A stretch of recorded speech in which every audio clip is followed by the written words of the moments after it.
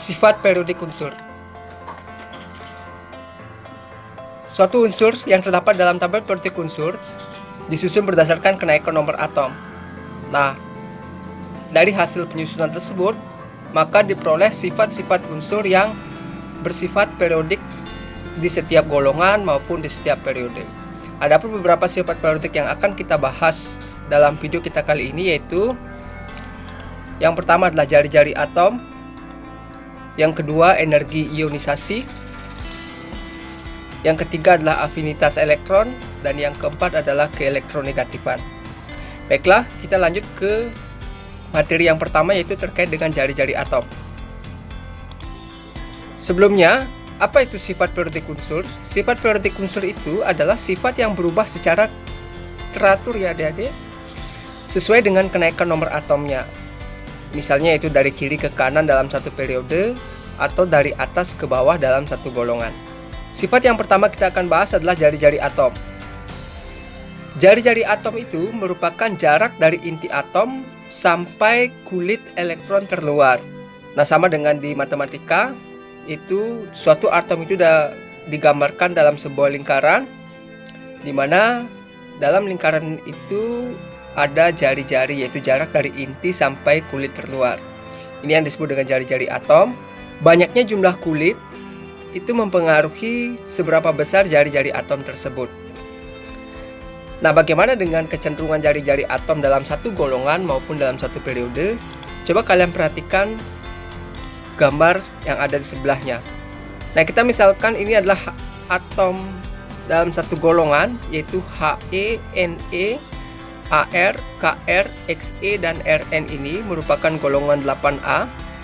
Kalau kita perhatikan dari grafik, maka jari-jari atomnya cenderung meningkat ya adik-adik, dari He, Ne, Ar, K, Xe, dan Rn.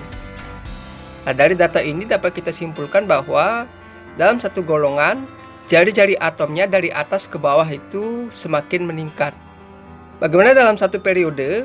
Dalam satu periode dari kiri ke kanan, nah saya contohkan periode 2. Dari periode 2 itu, jari-jari atomnya cenderung turun ya adik-adik. Dari kiri ke kanan, jari-jari atomnya itu menurun. Perlu kalian ingat bahwa jari-jari atom dalam satu golongan dari atas ke bawah itu mengalami peningkatan, sedangkan dalam satu periode dari kiri ke kanan itu mengalami penurunan jari-jari atom. Nah, mengapa hal itu terjadi?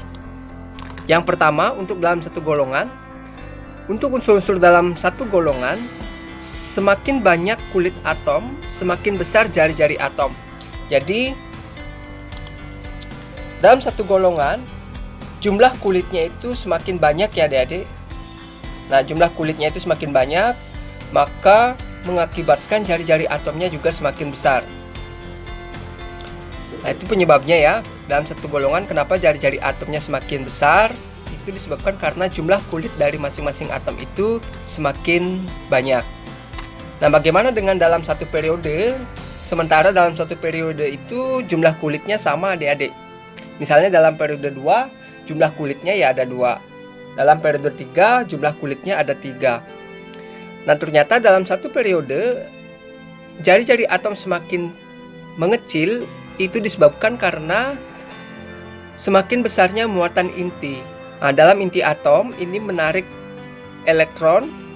Nah, karena dari kiri ke kanan kekuatan inti itu semakin besar, otomatis elektron yang ada di sekitar inti itu tertarik lebih kuat ke dalam menuju inti, sehingga jarak antara kulit satu dengan inti itu lebih kecil. Nah, semakin ke kanan, karena ini daya tarik intinya semakin kuat, otomatis jarak dari kulit ke inti itu semakin kecil. Nah, semakin kecilnya jarak inti ke elektron terluar itu menyebabkan jari-jari atomnya juga semakin kecil. Nah, bisa dibuatkan narasinya untuk unsur-unsur dalam satu periode. Semakin besar muatan inti, semakin kuat pula gaya tarik inti terhadap elektron, sehingga semakin kecil jari-jarinya. Nah, ini simulasinya ya, ilustrasinya dari dalam satu golongan jari-jarinya semakin besar, dalam satu periode dari kiri ke kanan itu jari-jarinya semakin kecil. Selanjutnya adalah jari-jari ion. Masih ingat kan kalian terkait dengan ion? Ion itu ada dua jenis, yaitu ion positif dan ion negatif. Ion positif itu mempunyai jari-jari yang lebih kecil dibandingkan dengan jumlah atom netralnya ya adik-adik. Maksudnya ini, ion positif memiliki jari-jari yang lebih kecil dari atom netralnya, sedangkan ion negatif memiliki jari-jari yang lebih besar dibandingkan dengan atom netralnya. Saya contohkan misalnya Na dan Cl. Ini merupakan atom dalam satu periode, yaitu periode ketiga. Di sisi luar Na terdapat elektron valensi sebanyak 1. Nah, jika Na ini melepas satu elektron, maka atom Na akan mengalami perubahan ukuran ya adik-adik, di mana ion Na positif itu memiliki ukuran yang lebih kecil dibandingkan dengan atom Na. Berbeda dengan Cl, jika Cl ini menerima elektron dari luar, maka ukuran ion Cl negatif ini akan lebih besar daripada atom Cl. Nah, jika dia melepas, itu ukurannya akan menjadi lebih kecil, sedangkan jika dia menerima elektron dari luar, maka ukurannya akan semakin lebih besar. Kita lanjut sifat selanjutnya, yaitu energi ionisasi. Apa itu energi ionisasi adik-adik? Energi ionisasi itu merupakan besarnya energi yang diperlukan untuk melepas satu buah elektron. Ingat ya, satu buah elektron dari suatu atom netral dalam bentuk atau dalam wujud gas, sehingga akan terbentuk ion yang berwujud gas dengan muatan +1. Nah, berarti di sini energi yang diperlukan untuk membentuk ion positif 1 ya adik-adik. Nah, bagaimana kecenderungannya dalam satu golongan atau dalam satu periode? Kalian bisa lihat, misalnya saya contohkan golongan gas mulia ya adik-adik. Helium, neon, argon, kripton, xenon, dan radon. Energi ionisasinya cenderung menurun dalam satu golongan. Dari atas ke bawah, energi ionisasinya cenderung turun. Kenapa cenderung turun? Karena dalam satu golongan dari atas ke bawah, itu jari-jari atomnya bertambah besar, sehingga gaya tarik inti terhadap elektron yang paling luar itu semakin lemah. Oleh karena itu, energi ionisasi berkurang. Dari sini kita bisa pahami bahwa dalam satu golongan, jari-jari atom semakin besar, otomatis jarak dari inti atom ke elektron yang paling luar itu semakin jauh ya adik-adik. Nah, untuk yang paling bawah itu sedikit saja diberikan energi, maka elektron yang ada pada kulit terluar akan terlepas. Nah, bagaimana dengan dalam satu periode? Dalam satu periode, kalau saya misalkan periode yang kedua, energi ionisasinya cenderung meningkat.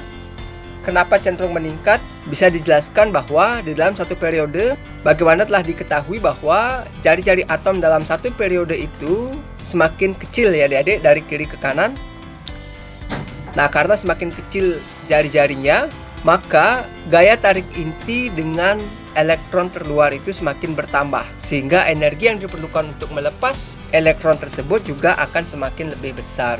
Kita lanjut ke afinitas elektron. Afinitas elektron itu merupakan energi yang menyertai penambahan satu elektron dalam suatu atom netral dalam wujud gas membentuk ion bermuatan negatif 1. Nah, ini kebalikan dari energi ionisasi ya adik-adik. Kalau energi ionisasi itu adalah energi yang diperlukan untuk melepas satu elektron, sedangkan afinitas elektron yaitu energi yang dilepas ketika suatu atom menangkap satu buah elektron, sehingga terbentuklah muatan negatif 1. Nah, kecenderungannya coba kalian perhatikan di sini dari data bahwa dalam satu golongan 1A, H itu memiliki afinitas -73, Li memiliki afinitas -60, Na memiliki afinitas 53, -53 maksud saya. Kalium memiliki afinitas -48, rubidium memiliki afinitas -47, dan cesium memiliki afinitas elektron itu sebesar -45. Tanda negatif ini merupakan lambang bahwa atom-atom tersebut melepaskan energi ya adik-adik ketika menangkap satu elektron. Sehingga dari data ini dapat kita ketahui bahwa kecenderungan afinitas elektron dalam satu golongan dari atas ke bawah itu semakin berkurang. Sama halnya dengan energi ionisasi ya. Sedangkan dalam satu periode afinitas elektronnya cenderung meningkat. Afinitas elektron yang paling besar itu dimiliki oleh F ya adik-adik, karena F ini memiliki jari-jari atom yang paling kecil adik-adik. Jari-jari atomnya paling kecil sehingga dia lebih mudah menangkap elektron dari luar. Kita lanjut ke elektronegatifan. Keelektronegatifan itu merupakan suatu bilangan yang menggambarkan kecenderungan relatif suatu unsur untuk menarik elektron dari luar ke pihaknya dalam sebuah ikatan kimia. Nah, di sini dapat kita lihat nilai dari keelektronegatifan masing-masing atom dalam satu golongan 1A, bahwa H itu memiliki keelektronegatifan 2,1, Li 1,0, Na 0,9, K itu 0,8, Rb itu memiliki bilangan keelektronegatifan 0,8, Cs memiliki keelektronegatifan 0,7 dan Fr itu memiliki 0,7 juga.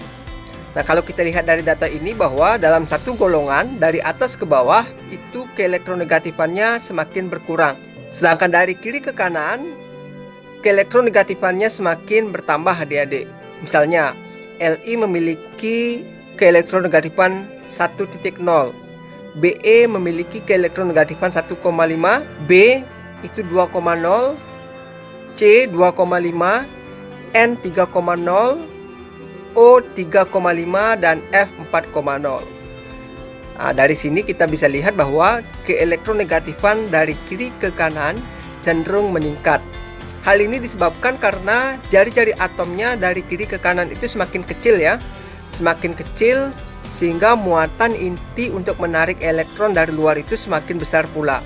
Keelektronegatifan suatu atom yang paling besar yaitu F ya adik-adik dalam tabel periodik unsur. F ini memiliki keelektronegatifan paling besar sehingga F itu paling mudah menyerap elektron dari luar dibandingkan dengan unsur-unsur yang lain. Nah, biasanya dalam sistem periodik unsur ini golongan yang paling mudah menyerap elektron dari luar itu adalah golongan halogen atau golongan 7A, yaitu F, Cl, Br, I, dan At. Tetapi dalam satu golongan ini yang paling mudah itu adalah F, karena F ini memiliki jari-jari yang paling kecil. Baik, saya tambahkan lagi sifat keperiodikan unsur, yaitu sifat logam dan non-logam. Sifat logam ini dikaitkan dengan kemampuan suatu atom membentuk ion elektropositif atau kation adik-adik, yaitu kecenderungan suatu atom melepaskan satu buah elektron terluarnya. Nah, hubungannya semakin besar energi ionisasi, maka semakin sukar bagi atom untuk melepas elektron, sehingga semakin berkurang sifat logamnya. Kalau kita lihat di dalam tabel periodik, dalam satu periode dari kiri ke kanan itu sifat logamnya berkurang, sedangkan sifat non logamnya bertambah. Jadi golongan 1A sampai 8A yang paling memiliki sifat kelogaman tertinggi itu adalah golongan 1A. Dari kiri ke kanan itu sifat logamnya berkurang. Sedangkan dari atas ke bawah dalam satu golongan sifat logamnya bertambah. Artinya kemampuan melepas elektronnya itu semakin besar. Sedangkan sifat non logamnya berkurang. Berarti dalam satu golongan itu sifat logamnya itu bertambah adik-adik, semakin mudah melepas elektron. Sedangkan dalam satu periode dari kiri ke kanan sifat kelogamannya semakin berkurang karena semakin susah melepas elektron. Jadi ini adalah golongan logam, ini adalah golongan non logam. Bisa disimpulkan seperti itu ya adik-adik. Bagaimana dengan kereaktifan? Nah, kereaktifan ini dipengaruhi oleh kemampuan suatu atom melepas elektron atau menangkap elektron dari luar. Dari kiri ke kanan dalam satu periode, mula-mula kereaktifan menurun adik-adik. Kalau di sini golongan 1A, 2A, 3A itu cenderung melepas elektron, sedangkan di golongan 5A, 6A, 7A itu cenderung menerima elektron. Nah, kemampuan menerima elektronnya ini meningkat. Kecuali golongan 8A ya adik-adik. golongan 8A ini adalah golongan yang tidak reaktif karena elektron valensinya sudah 8. Demikianlah video pembelajaran kita kali ini. Cobalah kalian buatkan kesimpulan terkait dengan sifat keperiodikan unsur seperti jari-jari atom. Demikianlah video terkait dengan sifat keperiodikan unsur dalam tabel periodik unsur. Cobalah kalian buatkan kesimpulan terkait dengan kecenderungan jari-jari atom, energi ionisasi, afinitas elektron, dan keelektronegatifan dalam satu golongan dari atas ke bawah, dan juga dalam satu periode dari kiri ke kanan. Nah, jika kalian sudah tahu kecenderungan sifat keperiodikan unsur tersebut, silahkan tuliskan di dalam kolom komentar video di bawah ini. Terima kasih sudah menonton dan sampai jumpa pada video selanjutnya.